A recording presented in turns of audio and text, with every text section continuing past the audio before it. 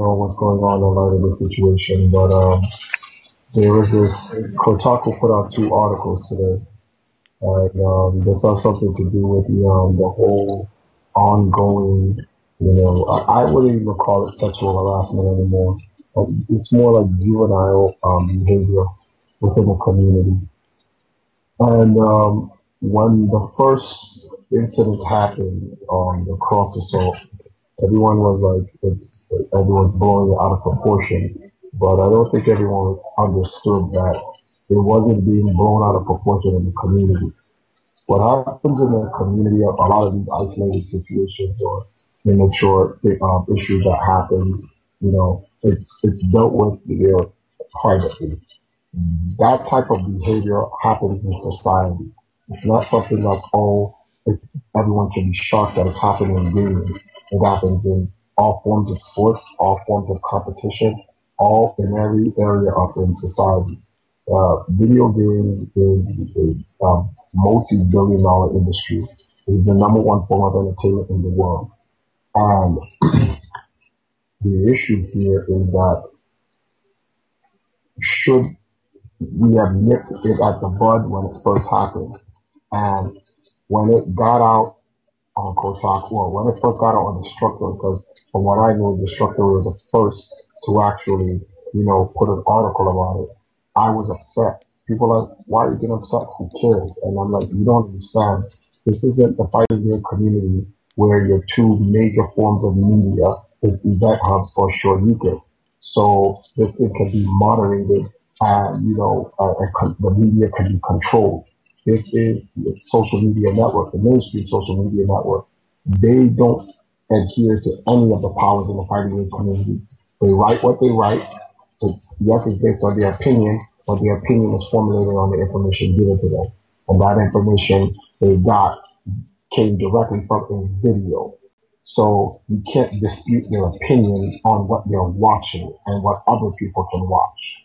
And once it touches those type of mainstream media, there's nothing you can do. They're going to perpetuate it. That is their job. Their job is to create news.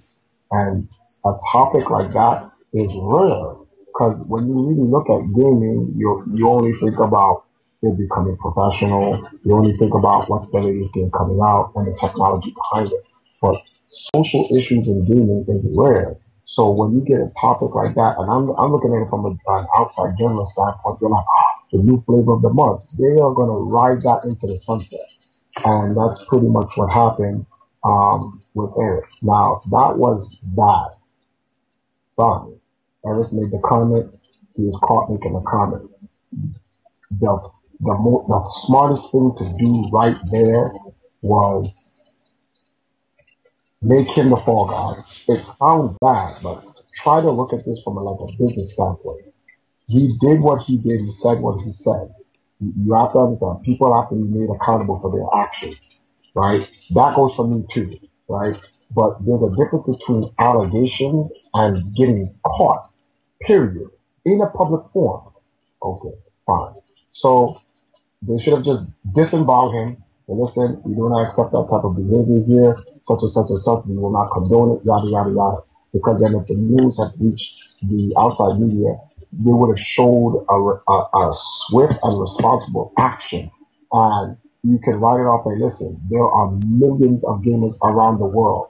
This is not a unique issue. This happens around the world in every industry. And like everything, like the world, and any institution, any business, any form of profession, we will not tolerate that type of stuff here. We were dealt with. It would have just been a closed case situation. But we, the fighting game community, perpetuated our own problem by having him make a statement saying that sexual harassment is a part of the fighting game community. That was madness in itself. Then what even made it even worse was that you had the trolls who want to make light of the situation and go, come on and say, yeah, we agree with him. That is even more insane. So now, if you're looking at an outside journalist, they're like, oh my goodness, this is so juicy. You have these idiots saying this nonsense. It's just more fuel to write than Capcom makes a statement indemnifying themselves from the situation by simply saying that the person's views and opinions and yada yada yada or whatever. But the thing is, the outside media is like, okay, fine, Capcom, his opinion does not reflect what your company is. But it's like watching someone do a crime or anything of the sort. If you're not a part of the solution, you're a part of the problem. What the question was, Capcom, what measures did you take to deal with the situation? No comment. Okay, well, guess what? They're just gonna bind you in with the rest of them. Well, you're part of the problem because you didn't do anything to stop it. There was no consequence. What was the recommendation to the guy? Yeah, no. Very later, he writes an apology letter, yada yada yada. Do you really think the same people who wrote the original article is gonna go back and look and say, hey, listen, he apologized, yada yada. No, because if they do that, then it contradicts the news that they're trying to put out. And sadly, in today's society, the minority wants to see good news. The majority wants to see bad news because drama entertains and sells. It is an unfortunate, sad aspect of our society, but that's what it is. Okay, so we get past that now. So now it's about to die down. Then this unfortunate situation happens at Wednesday night's fight, which is at the level of Arcadia. Alex Valle did the right thing. He shut the stream off instantaneously, and the very next day made them suffer the consequence. Now, this is where a double negative happens, and I have to agree with the double negative. It is just unfortunate that it had to happen that way. Alex Valle, a pioneer in this scene, a decade plus, going on 20 years, has shown exemplary leadership skills on the virtual battlefield, off the virtual battlefield, on a community level, and on a business level. And he nipped it at the bud instantaneously when it happened. Yet, Level Up is now getting the punishment and the consequence of two players' actions when he did the best he could in the time frame.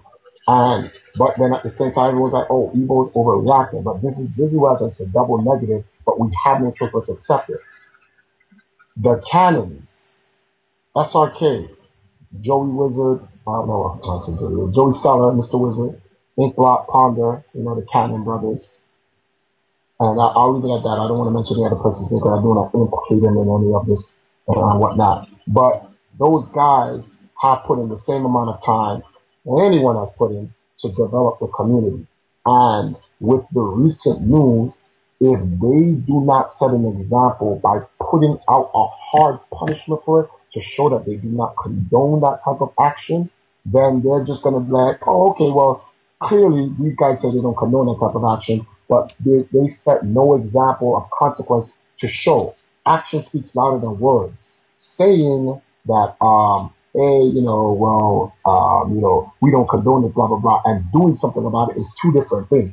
So they have no choice but to punish Wednesday night fights for it because they have to set an example. But people are going to think they're going to get away with it. Best believe next week, Spooky Stream, in fact, final round is going to get censored. It has to because they're going to be like, oh, what? They lost their sponsorship from SRK, blah, blah, blah. It has to be. So now they know this is not funny anymore.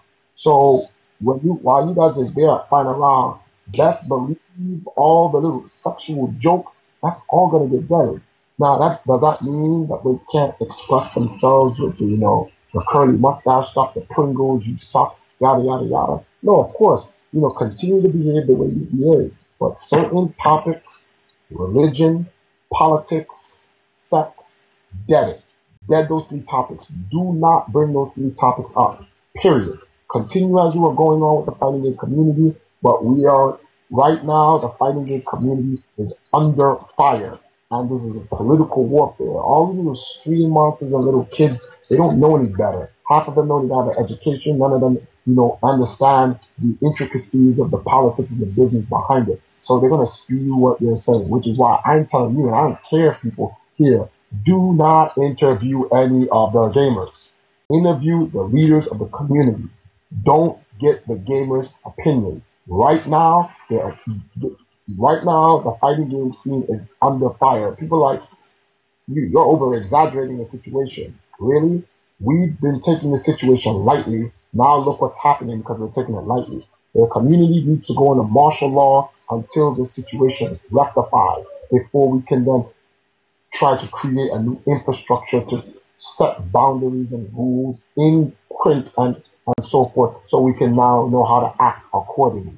But like just to just leave it there, nah man, this is and I'm keeping it real with you. I'm not a part of the fighting game community. And like I've always told people, I don't even like fighting games. I just have a fighting game division. So this hurts my guys. And if it hurts my guys, it hurts me. So that's why I'm involved. And then to be honest with you, this isn't just fighting games. Like as far as the mainstream concerned, they're gonna just think this is gaming in general. So I have a responsibility as a contributor to the development of the gaming scene to do what I can to help the scene.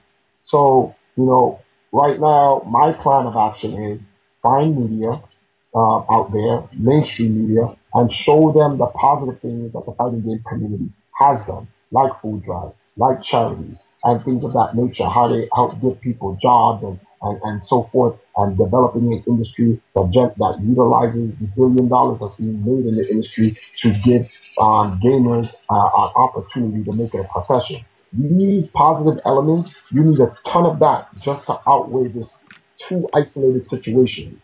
That's just the way the world is.